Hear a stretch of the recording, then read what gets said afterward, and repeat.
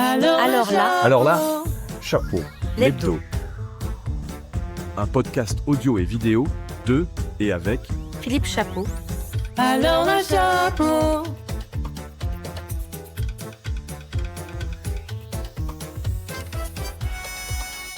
Alors la chapeau, épisode spécial avec Stéphane Thésaurière. Salut Stéphane. Bonjour Philippe. Alors la chapeau, parce que on s'est vu à l'IBC et tu m'as fait faire une petite démo. Et ce que je vais faire, c'est que juste après qu'on ait discuté un peu de ce nouvel outil que tu viens de sortir, on aura une démo en live que je ferai avec ma voix, où on va passer tout en revue avec une personne de ton équipe qui travaillait à développer cet outil, qui est quand même assez impressionnant. Alors, on va rapidement parler déjà de WinMedia. Comment ça va, WinMedia ? Ça va bien. On a eu une année où on a converti énormément de radios nationales, radios privées, de la radio seulement à la télévision, puisque la tendance a été ces dernières années de filmer les mornings et en qualité broadcast télé et les diffuser sur des chaînes de télé. Donc ça a été notre hit de 2024 et une partie jusqu'à juin 2025, et ça continue, hein, on s'arrête pas là-dessus. Et entre-temps, on a eu des idées, on a défini des besoins, et puis on s'est rendu compte que tout le monde jouait, tout le monde touchait à l'IA, mais pas pour autant que tout le monde avait la capacité ou le temps de s'en occuper.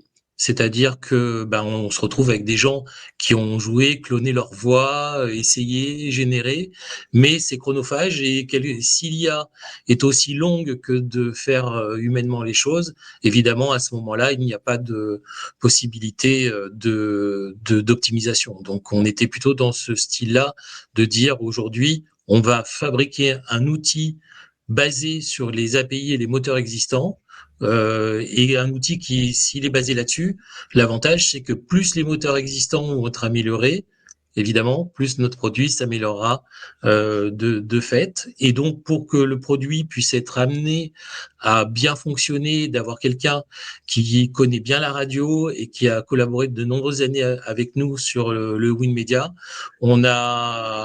on s'est accroché et on s'est convaincu avec la personne que tu vas nous présenter, qui est Axel. Voilà, qui est Axel, qui est avec nous. Salut Axel, on va même passer en mode plus large.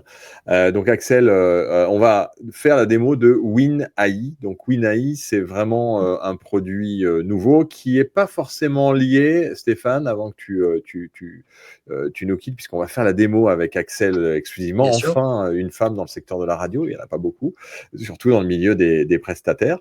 On va faire la démo.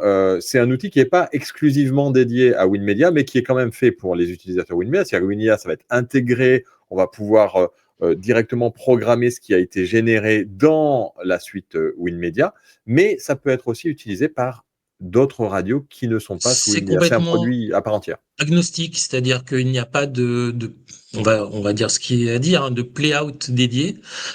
Tous les play-out de la planète pourront utiliser, puisqu'il suffira juste d'importer les audios.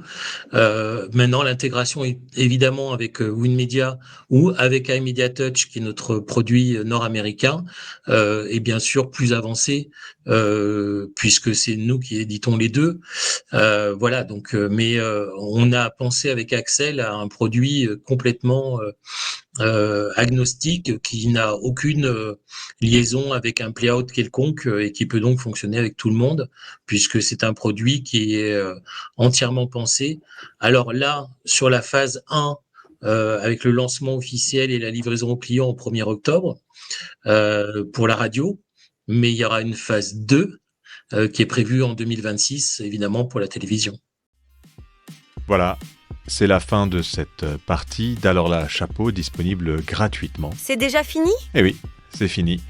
Mais si vous désirez découvrir la suite de cet épisode, retrouvez-nous sur la lettre.pro/ALC en majuscule, ALC.